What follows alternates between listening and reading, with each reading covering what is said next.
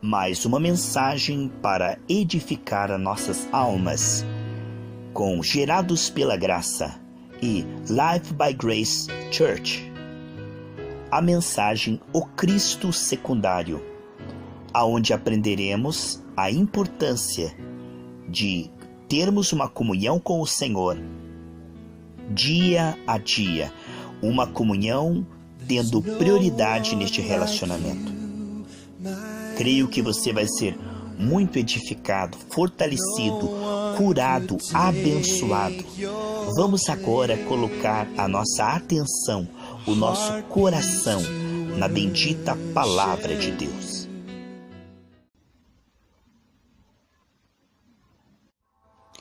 A paz do Senhor Jesus Cristo, amados irmãos. A minha Bíblia está aqui aberta em Oséias capítulo 6, versículo 3. Conheçamos e prossigamos em conhecer ao Senhor. Como a alva, a sua vinda é certa. E ele descerá sobre nós como a chuva, como chuva serôdia que rega a terra. Vamos para a primeira parte do tema, o Cristo secundário. Quantas pessoas conhecem tão pouco do Senhor e se conformam com isto? Quando começamos o processo da renovação da mente, não devemos interromper achando que já sabemos muito. Conhecer pouco significa pouca libertação.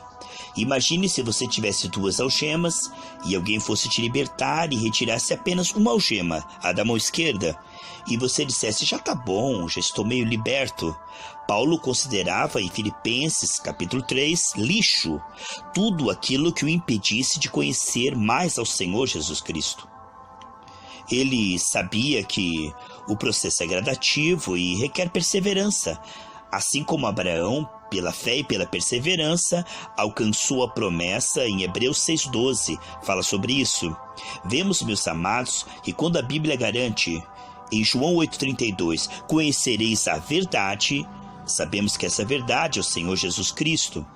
Ele diz, conhecereis a verdade e a verdade vos libertará. Portanto, existem níveis de conhecimento e de liberdade. A liberdade dos filhos de Deus é ter a mente renovada e experimentar cada vez mais a paz, o amor, a alegria, a justiça no Espírito Santo. Vemos, meus amados irmãos, que o homem desde a queda se colocou no cativeiro do medo, do cativeiro da dívida, das doenças, do pecado, do vício. O homem vive todo limitado, mas o Senhor o fez para ter domínio. Agora vemos que muitas pessoas colocam o conhecimento do Senhor em segundo lugar. Eles se conformam apenas em momentos religiosos, mas o Senhor quer que nós, como Enoque, andemos com Deus. Não venhamos nos conformar em apenas conhecer mentalmente e misturar o conhecimento de Cristo com outras filosofias espúrias. Há pessoas que conhecem mais o seu time de futebol do que a Bíblia. Há pessoas que conhecem mais o capítulo da novela do que o Senhor Jesus Cristo. Nós vemos que eles estão mais envolvidos com o mundanismo do que com um relacionamento diário com o Senhor. Você sabe que a religião não liberta. O que liberta é um relacionamento diário pela graça com o Senhor e seu corpo. Todas as juntas e ligamentos produzem o crescimento necessário para que, crescendo, a unção venha despedaçar o jugo. Então, sair da esfera da cegueira, do medo, da ignorância, da escravidão, para a esfera, meus irmãos, da liberdade dos filhos de Deus, da frutificação que glorifica, como diz em João 15,8, que o Pai é glorificado em que deis muito fruto. Colocar o Senhor em segundo lugar é desonrá-lo. A Bíblia diz, amarás, pois, ao Senhor teu Deus de todo o coração. Como chegaremos a este todo o coração se não estivermos fazendo essa ginástica diária, esse exercício de buscar, de entregar o seu coração diariamente na intenção de conhecê-lo mais e servi-lo de forma mais profunda, sincera? Se envolver cada vez mais com o reino de Deus e a sua justiça? Nós vemos, meus amados irmãos, que muitas pessoas não estão comprometidas com Deus e com o Evangelho, a ponto de ter as suas mentes renovadas. Essa entrega superficial gera mornos, gera pessoas que não têm a renovação da mente. Meus amados irmãos, estão há tanto tempo na igreja e ainda vivem na esfera dos pensamentos carnais, da alma, vivem escravos dos pensamentos antigos, escravos, qualquer coisa já desanimam, qualquer coisa se irritam, qualquer coisa se preocupam e não tem resistência espiritual, não tem nutrição espiritual para vencer essa batalha tão séria, essa batalha tão complexa, tão renhida, tão constante. Vemos, meus queridos e amados irmãos, que em Atos dos Apóstolos eles pegavam firme e tinham um relacionamento de qualidade com Cristo e andavam com pessoas cheias do Espírito Santo. Hoje, neste século, onde as pessoas vivem distraídas e também apegadas a tantas coisas, de maneira que deixam a sua comunhão com o Senhor em segundo plano.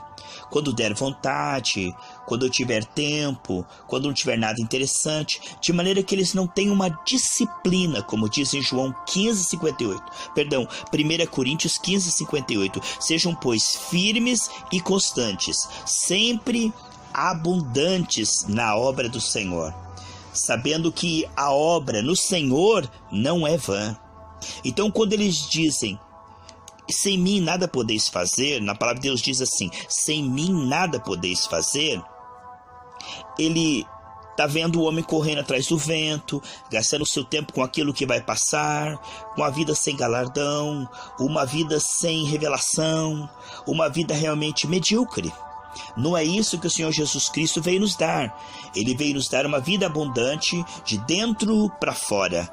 Há realmente essa proposta. O Senhor não impõe, Ele propõe. Ele diz, coloco diante de ti o caminho da vida e da morte, da bênção e da maldição. Escolhe tu. Isto em Deuteronômio 30, 19 e 20, e diz que se apegar em Deus, disso depende a sua vida. Quando o salmista diz, no Salmo 27:4, uma coisa pedi ao Senhor e a buscarei. Ele não fica apenas num desejo, numa proposta, mas ele coloca disciplina e atitude espiritual. Muitas pessoas querem ir para o céu, querem uma libertação. Se você perguntar para elas se elas querem viver a vida que estão vivendo, eles vão dizer não. Mas o Senhor diz, se quiserdes e me ouvirdes. Essa disciplina que você está tendo agora, de ouvir os áudios, de misturar isso com oração, praticando segundo o que já alcançou, é o que diz em Filipenses 3,16, cada um ande conforme o que já alcançou. Quando estamos ouvindo e praticando a palavra de Deus, aprendemos por experiência, amados. Aprendemos realmente em comunhão.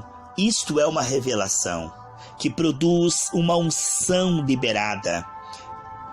Realmente afeta o mundo visível, a lei dos milagres.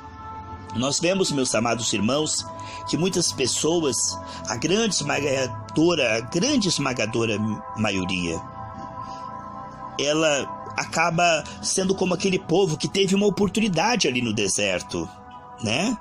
Ali de entrarem na terra prometida. Eles morreram. E Deus se desagradou da maioria deles, porque eles não sabiam investir em comunhão diária com o Senhor. Por isso tinha uma linguagem maligna, uma mentalidade maligna desde a queda. Em Gênesis 6:5 diz que o pensamento do homem era continuamente maligno. Então você sabe que há uma esfera a ser rompida, sair da esfera da carne para a esfera do espírito, da esfera do engano, né, para a esfera da revelação, da esfera do medo, ansiedade, para a esfera da fé, da esfera do orgulho, competição, para a esfera da misericórdia, do amor, da intercessão, saindo da crítica para a intercessão. Então há realmente uma transição proposta, e o homem cooperando com a boa vontade e com atitudes correspondentes e atos proféticos. Nós vemos que o Cristo secundário é o suficiente para muitas pessoas. Conhecem tão pouco do Senhor, estão misturando aquilo que eles conhecem do Senhor com doutrinas de homens, tantas filosofias e pensamentos, colocando Jesus como mais um. No meio de todo o seu conhecimento fútil, eles colocam Jesus como: eu também sou evangélico, eu também sou cristão, mas não são separados, não são o povo exclusivo, né? Uma noiva adornada, com vestes brancas, né? Com azeite transbordando. E aí, na hora que toca a trombeta, vai ser muito tarde para se arrepender. Por isso essa série, meus amados irmãos, para que nós venhamos honrar ao Senhor, buscando colocá-lo cada vez mais no trono do nosso coração, derrubando os ídolos rivais, derrubando todo pensamento. A paz do Senhor Jesus Cristo, amados irmãos. A minha Bíblia está aqui aberta em Oséias capítulo 6, versículo 3.